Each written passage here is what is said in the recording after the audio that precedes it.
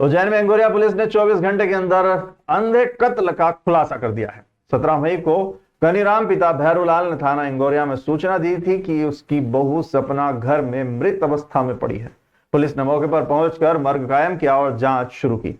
सहायक उप निरीक्षक दिनेश नीनामा को मामले की जांच सौंपी गई थी। थाना प्रभारी अमित सारस्वत ने बताया कि मुखबिरों से चर्चा कर पता लगाया गया, जिस पर पता चला कि 16 मई की रात 9:30 बजे सपना का पति काशीराम घर पर आया था और दोनों में विवाद हुआ था। काशीराम ने अपनी पत्नी पर चरित्र शंका की थी, जिससे दोनों में मारपीट हुई। पोस्टमार्टम रिपोर्ट में पता चला कि काशीराम ने अपनी पत्नी का गला दबाकर उसकी हत्या कर दी थी। इंगोरिया पुलिस टीम ने तत्काल कार्रवाई करते हुए काशीराम को ग्राम रूपाहेड़ा के पास से पकड़ लिया। पूछताछ में आरोपी ने अपनी पत्नी की हत्या करना भी कबूल कर लिया है। आरोपी पिछले कुछ समय से अपनी पत्नी से अलग रह रहा था और दोनों में मनभेद था। 16 मई को आरोपी घटना को अंजाम देकर फरार हो गया था। थाना प्रभारी अमित सारस्वत और महिला स्पेशल अधिकारी शकुंतला गौली ने भी मामले की जांच में महत्वपूर्ण भूमिका निभाई। सूचनाकर्ता कनीराम मकान ने सूचना दी थी कि उसकी बहू सपना कमरे में मृत अवस्था में पड़ी है। सूचना गंभीर प्रकृति के होने से और महिला संबंधी मामला होने से एफएसएल अधिकारी महोदय गौली मैडम को मौके पर उपस्थित होने से निवेदन किया गया। उनके उपस्थित होने पर घटनास्थल का बारीकी से निरीक्षण किया गया। मृतिका के घटनास्थल का प्रारंभिक निरीक्षण करने में उसके गले पर कुछ चोट के निशान दिख रहे थे, जो प्रारंभिक निरीक्षण में और मृतिका की पीएम रिपोर्ट में इस बात की पुष्टि हुई कि उसकी हत्या गला दबाकर की गई। पुलिस द्वारा अपने मुखबिरों को मामूर किया गया। मामूर मुखबिरों की सूचना पर ये सूचना मिली कि उसके पति काशीराम का मृतिका से पिछले 1.5-2 सालों से विवाद चल रहा था। दोनों पति पत्नी अलग रहे थे और मुखबिर की सूचना पर आरोपी काशीराम को जब पकड़कर पूछताछ की गई तो उसने भी अपनी पत्नी सपना से विवाद होने पर उसकी गला दबाकर हत्या करने कबूल किया, जिस पर पुलिस टीम द्वारा विधिवत अपराध क्रमांक 218 धारा 103 बीएनएस का कायम कर आरोपी को गिरफ्तार कर लिया गया।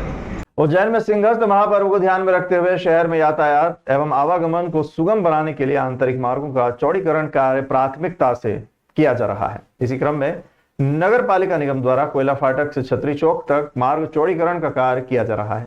इस कार्य का निरीक्षण करने के लिए सोमवार को विधायक अनिल जैन कालूहेड़ा, निगम अध्यक्ष कलावती यादव, नगर भाजपा अध्यक्ष संजय अग्रवाल, कलेक्टर रोशन कुमार सिंह और निगम आयुक्त आशीष पाठक ने संयुक्त रूप से कोयला फाटक से छतरी चौक तक का संपूर्ण मार्ग पर पैदल भ्रमण करते हुए निरीक्षण किया। निरीक्षण के दौरान अधिकारियों ने निर्देश दिए कि चौड़ीकरण कार्य पारदर्शिता और एक समान रूप से होना चाहिए। उन्होंने कहा कि जो भी कार्य किया जा रहा है वो शीघ्रता से हो और रहवासियों को किसी भी प्रकार की समस्या न हो, इसका विशेष ध्यान रखा जाए। निगम आयुक्त ने बताया कि रहवासियों द्वारा स्वयं अपने मकानों को तोड़ने का कार्य किया जा रहा है, जो शहर के विकास में अपना सहयोग प्रदान कर रहे हैं। निगम द्वारा अपने संसाधनों का उपयोग करते हुए मलबे को हटाया जा रहा है, जिससे नालियों की निकासी हो सके। विधायक अनिल जैन कालूहेड़ा ने रहवासियों की सराहना करते हुए कहा कि वे शहर विकास में अपना सहयोग प्रदान कर रहे हैं। उन्होंने कहा कि यह चौड़ीकरण कार्य शहर के विकास के लिए बहुत महत्वपूर्ण है और इससे शहर के रहवासियों को बहुत लाभ मिलेगा। निगम अध्यक्ष कलावती यादव ने भी रहवासियों को धन्यवाद देते हुए कहा कि उनका सहयोग शहर के विकास में बहुत महत्वपूर्ण है। निरीक्षण के दौरान नगर भाजपा अध्यक्ष संजय अग्रवाल, कलेक्टर रोशन कुमार सिंह, निगम आयुक्त आशीष पाठक सहित अन्य अधिकारी मौजूद थे।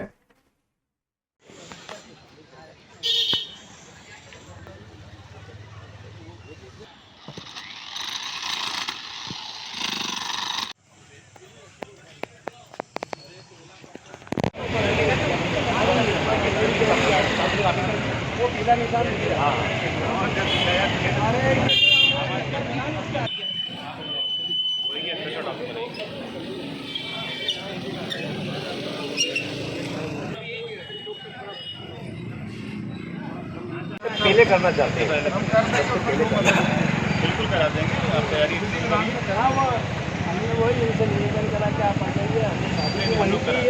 चौड़ीकरण के मार्ग की जितने हमारे बंधुजन आते हैं, मैं उनको बहुत बहुत धन्यवाद देना चाहता हूं कि उन्होंने स्वेच्छा से अपना मकान, अपनी दुकान तोड़ने का काम प्रारंभ कर दिया है। ऐसे लोग अभिनंदन के पात्र हैं जो शहर विकास में बढ़ चढ़ के आगे आए हैं। और चौड़ीकरण गोपाल मंदिर तक का होगा। कोयला फाटक से कंठाल चौराहा से गोपाल मंदिर इधर पूरा वहां से है कोयला फाटक गाड़ी अड्डा से तेलीवाड़ा से पूरा ढाबा रोड का मार्ग, ये दो मार्गों को अभी प्रारंभ किया गया है। और चूंकि अभी कंठाल तक का 2-4 दिन में सफाई होने के बाद 2-4 दिन बाद इधर का काम प्रारंभ होगा, तो क्या आवागमन में लोगों को असुविधा नहीं हो।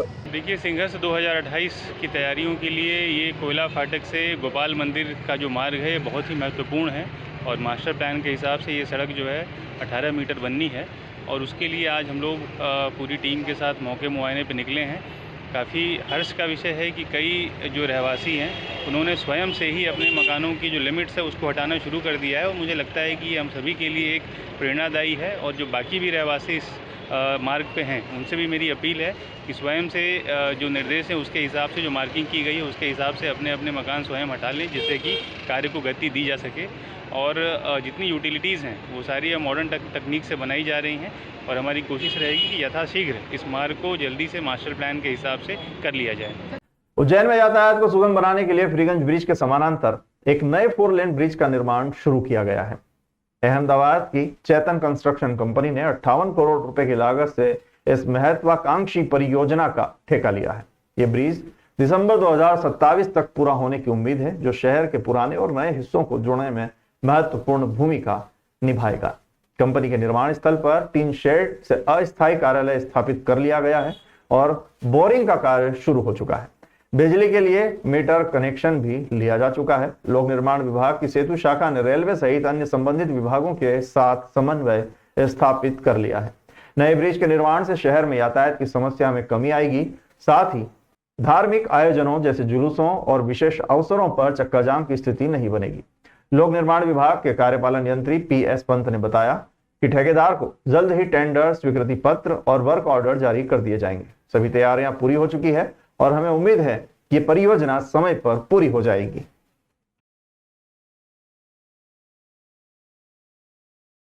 उज्जैन के मदन मोहन मंदिर की जमीन पर अवैध निर्माण का मामला लगातार तूल पकड़ता जा रहा है। सोचिए, उन्हेल बस स्टैंड पर मंदिर की जमीन पर बिना किसी अनुमति के दुकानें बनाई जा रही हैं। और हैरानी की बात देखिए, नगर परिषद के CMO ने बाकायदा पत्र लिखकर कहा है कि यह निर्माण अतिक्रमण की श्रेणी में नहीं आता। शिकायत के बाद नगर परिषद CMO कैलाश वर्मा ने तहसीलदार रामविलास को जो जवाब दिया वो चौंकाने वाला है। उन्होंने लिखा है कि पिछले 30 सालों से नए बस स्टैंड पर लोग हाथ ठेले से अस्थायी दुकानें लगाते रहे हैं और अब वही लोग अपने निजी खर्च पर पक्की दुकानें बना रहे हैं। नगर परिषद का कहना है कि उन्होंने तो कुछ नहीं किया, इसलिए यह अतिक्रमण नहीं है। लेकिन न्यायालय कलेक्टर उज्जैन के पत्र के अनुसार मदन मोहन मंदिर की जमीन नगर परिषद उन्हेल को सिर्फ अस्थायी रूप से बस स्टैंड के लिए दी गई थी और शर्त साफ थी, जमीन का स्वामित्व नहीं बदलेगा। जरूरत पड़ी तो सरकार भूमि वापस ले लेगी। फिर ऐसे में स्थायी दुकानें बनवाना कैसे जायज हो सकता है? जो बस स्टैंड की ज़मीन थी मदन मोहन ट्रस्ट की ज़मीन है और 2017 में नगर परिषद उन्हेल को अस्थायी बस स्टैंड जन सुविधा को देखते हुए बस स्टैंड के लिए दी गई थी। आज नगर परिषद के देखते हुए भी नई बस स्टैंड पर 24 दुकानें अवैध अतिक्रमण में बनाई गई है, इस पर ना तो कोई कार्रवाई हो रही है। SDM साहब, कलेक्टर साहब, तहसीलदार साहब, CMO साहब सबको निवेदन जन सुनवाई में आवेदन दिया है, उसके लिए ना तो कोई कार्रवाई हो रही है और ये अवैध अतिक्रमण है। और कुछ 9 माह पूर्व डालबाई फुलबाई माता मंदिर पर गरीबों को 9 दुकानें ध्वस्त अतिक्रमण के नाम पर कर दी गई थी। उन गरीबों को घर से बेदखल कर दिया गया है और यहाँ पर अतिक्रमण करवा रही नगर परिषद 2-2 लाख रुपए लेकर गुमटी बनाई गई है। आपके द्वारा जो शिकायत करी थी SDM कार्यालय, उस पर क्या तो कोई कार्रवाई हुई है? कार्यालय पे किसी भी आवेदन पर कार्रवाई नहीं हुई है। क्या कहना, प्रशासन का क्या कहना? प्रशासन गोलमाल करके जॉब भेज देती है, कार्रवाई नहीं होती है और कार्रवाई तेज गति से हो रहा है। पक्का निर्माण है, पेड़ी भरी हुई है, दुकानें बनी हुई है, 2-2 लाख रुपए कचौरी वालों से लिए गए हैं दुकान बनाने के नाम पे और धमकाया गया है ठेले वाले को भी कि दुकान हटा दी जाएगी आपकी। गर्मी से बचने के लिए महाकाल मंदिर में श्रद्धालुओं के लिए नई सुविधा शुरू। क्या आप इस चिलचिलाती गर्मी में भगवान श्री महाकालेश्वर के दर्शन करने आ रहे हैं? तो अब राहत की सांस लीजिए। श्री महाकालेश्वर मंदिर प्रबंध समिति ने श्रद्धालुओं की सुविधा के लिए एक और नई व्यवस्था शुरू कर दी है। ऋतु परिवर्तन को ध्यान में रखते हुए अब श्री महाकाल महालोक मंदिर परिसर और आसपास के क्षेत्रों में भरपूर छाया, ठंडा शीतल जल और मीटिंग की व्यवस्था की गई है। कितना ध्यान रखा गया है भक्तों का। अवंतिका द्वार के समीप एक फैसिलिटी टनल बनाई गई है, जिसकी छत पर लगाए गए हैं जंबो कूलर और तेज चलने वाले पंखे। नीचे बिछी है आरामदायक मीटिंग ताकि पैरों को राहत मिले। और हां, वहीं पास में ठंडा पेयजल भी उपलब्ध है। क्या बात है। भगवान श्री महाकालेश्वर के दर्शन के लिए अब LED स्क्रीन भी लगाई गई है ताकि हर किसी को दिव्य झलक मिल सके, भले ही भीड़ हो। मंदिर में श्रद्धालुओं को किसी भी प्रकार की असुविधा न हो, क्या यही नहीं चाहते हम सभी? इसलिए पूरे परिसर में छाया, मीटिंग और शीतल जल की बेहतरीन व्यवस्था की गई है। और जानकारी के लिए सूचना बोर्ड भी लगाए गए हैं, जिनमें भस्मारती, मंदिर में प्रवेश, दान प्रक्रिया और काउंटर पर ही भुगतान करने की जानकारी स्पष्ट रूप से दी गई है। कितनी सोच समझ कर किया गया है ये सब कुछ। महाकाल की नगरी में दर्शन अब पहले से भी ज्यादा सुखद और आरामदायक। तो क्या आप तैयार हैं इस अलौकिक अनुभव के लिए? कलेक्टर रोशन कुमार सिंह ने सोमवार सुबह समयावधि पत्रों की समीक्षा विक्रमादित्य संकुल भवन में कलेक्टर कार्यालय में सभागृह में की। बैठक में कलेक्टर सिंह ने सिंहस्थ के कार्यों के सभी प्रस्तावों की पर्सनली मॉनिटरिंग करने के निर्देश संबंधित विभागों के अधिकारियों को दिए। बैठक में कलेक्टर सिंह ने उपार्जन की समीक्षा कर निर्देश दिए कि फेल्ड पेमेंट वाले कृषकों का पेमेंट अगले 2 दिन में सुनिश्चित किया जाए। बैठक में जिला पंचायत CEO जयती सिंह, ADM प्रथम Kaushik, smart city CEO Sandeep Shiva, साथ ही सभी विभागों के जिला अधिकारी उपस्थित हैं। बैठक में कलेक्टर सिंह ने CM हेल्पलाइन शिकायतों के निराकरण की विभागवार और तहसीलवार समीक्षा कर निर्देश दिए कि सभी शिकायत का संतुष्टिपूर्वक निराकरण किया जाए। शेष लंबित CM हेल्पलाइन शिकायतों का निराकरण त्वरित करें और उनके निराकरण की प्रगति की प्रतिदिन समीक्षा करें। कलेक्टर सिंह ने सभी अधिकारियों को निर्देशित किया है कि प्रशासन का कार्य शिकायतों का तत्परता से समाधान करना है। शिकायत निराकरण में लापरवाही बरतने वाले अधिकारियों पर गंभीर अनुशासनात्मक कार्यवाही की जाएगी। जो विभाग टॉप 10 में नहीं है, वो सभी विभाग शिकायत निराकरण पर विशेष ध्यान देकर रैंकिंग सुधारेंगे।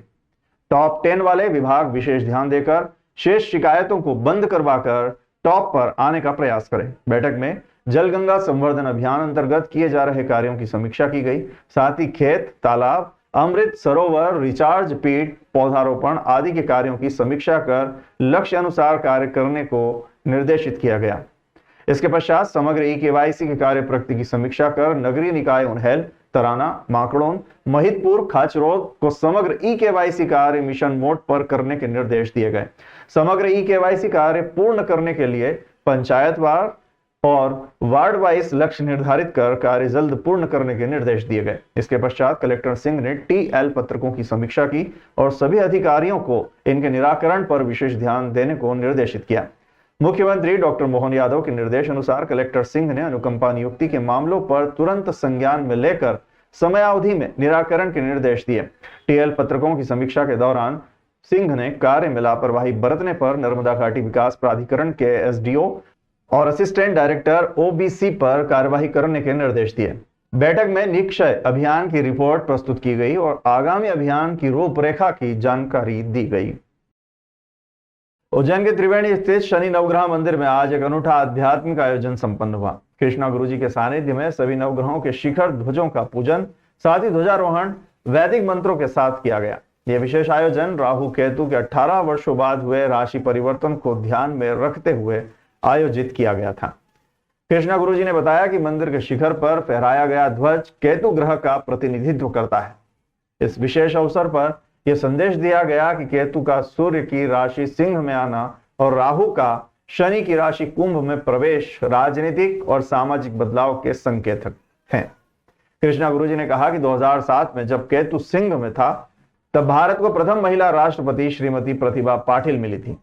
अब 2025 में वही योग पुनः बना है। आने वाले कुछ माह में देश की बागडोर किसी युवा महिला नेता के हाथों में जाने की संभावना है। इस आध्यात्मिक एवं सामाजिक संदेश से परिपूर्ण कार्यक्रम में शैलेंद्र त्रिवेदी ने पूजा संपन्न करवाई। इस अवसर पर कृष्णा गुरुजी सोशल वेलफेयर सोसाइटी के सदस्य अनिल कुमार, राजेंद्र शर्मा, अर्जुन परमार, उज्जैन के महाकाल भक्त सुनील जैन, साथ ही अन्य श्रद्धालु उपस्थित थे। यह आयोजन केवल एक धार्मिक अनुष्ठान नहीं बल्कि ग्रहों की ऊर्जा को संतुलित करने और आने वाले समय के संकेतों को समझने की वैज्ञानिक और आध्यात्मिक पहल है। शनि नवग्रह मंदिर की यह परंपरा कलयुग में नव चेतना का ध्वजावाहक बन रही है। इस आयोजन के माध्यम से लोगों को यह समझने का अवसर मिला कि ग्रहों की स्थिति और उनके परिवर्तन का हमारे जीवन पर क्या प्रभाव पड़ता है। यह आयोजन निश्चित रूप से एक नए युग की शुरुआत के संकेत दे रहा है। पूजन में, ध्यान में, संस्मरण में किसी प्रकार की कोई न्यूनता, कमी रह गई, कोई गलती हो गई, उसको क्षमा करना और हमारे सब कार्य, सब मनोकामना पूर्ण करना। ये खगोलीय घटना है। अभी मैं शनि नवग्रह मंदिर में हूँ, जहाँ हर ग्रह का अपना भूगर्भ अलग है। क्योंकि आज 5:08 पर 18 वर्ष बाद केतु सिंह राशि में प्रवेश कर रहे हैं और सिंह राशि सूर्य की राजा की होती है, तो हमने नवग्रह के सभी के ध्वज, क्योंकि ध्वज शास्त्र कहते हैं केतु रिप्रेजेंट करता है, सभी ग्रहों के ध्वज बदलाए और विश्व शांति और मानवता के लिए प्रार्थना कही और साथ ही ये संदेश दिया सभी लोगों को कि एक बार अपने लिए साथ साथ दूसरों के लिए प्रार्थना करें। आज हम सब लोग, मेरे साथ सुनील जी, अनिल जी, हम सब लोग अपने लिए नहीं आए, हम केवल विश्व शांति के लिए आए हैं और ग्रहों का परिवर्तन जो एक जीवन पे असर डालता है उसका सकारात्मक प्रभाव तब तक पहुंचे, वह पूजा पाठ जप तप और ध्वजारोहण के साथ हमने किया। आज ये जब ग्रह का परिवर्तन हो जाए, इससे किस प्रकार का असर होगा? इससे परिवर्तन हो सकता है, केतु जब जब सिंह राशि में आता है तो सत्ता में नेतृत्व परिवर्तन करता है। 2007 में आए थे तो अब्दुल कलाम आजाद राष्ट्रपति थे, उनकी जगह प्रतिभा पाटिल राष्ट्रपति बनी, प्रथम राष्ट्रपति बनी और अब्दुल कलाम आजाद ने चुनाव लड़ने से मना कर दिया।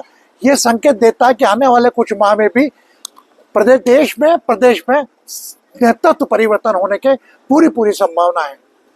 ये मेरा सौभाग्य है कि आज गुरु जी के सानिध्य में उनकी कृपा से मिश्रा जी को है ना, मिश्रा जी का नाम सार्थक कर दिया। आज आप देखिए मिश्रा गुप्ता की मीठी वाणी के माध्यम से पूरे विश्व का कल्याण के लिए अपनी क्षमता को सबको देने की क्षमता रखने वाले हैं। आज हम धन्य हो गए गुरु जी के।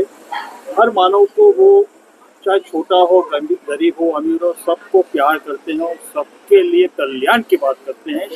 ये हमारे आज में मिला, इनसे मैं इनके चरणों में नमन करता हूँ। और ये आपको भी, आप भी बहुत भाग्यशाली है कि आप यहाँ पर मीडिया वाले इनके दर्शन हुए। इनके माध्यम से बहुत कुछ मिलता है।